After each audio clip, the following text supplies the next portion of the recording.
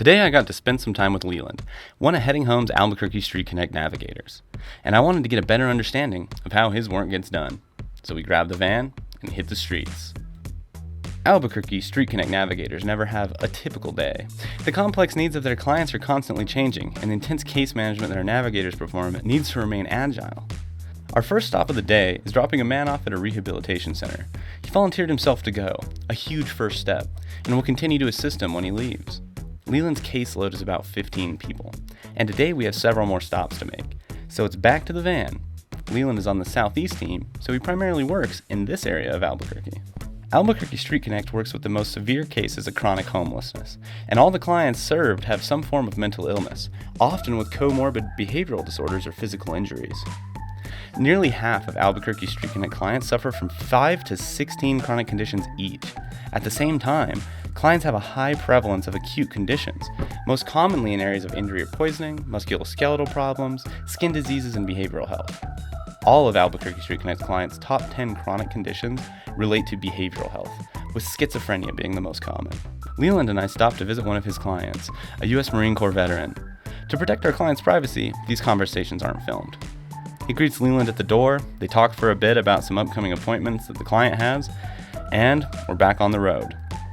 Albuquerque StreetConnect uses a data-driven approach to finding and engaging the most vulnerable and highest utilizers of emergency services to ensure that we are engaging people for whom the traditional outreach methods have not worked.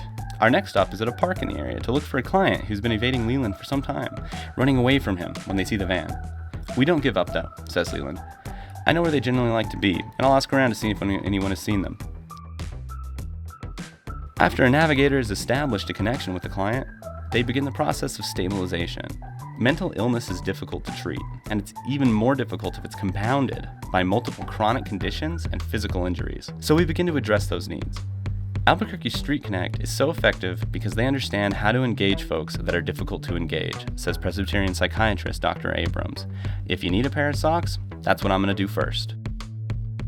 Housing First is an approach to ending homelessness by finding people housing, you guessed it, first.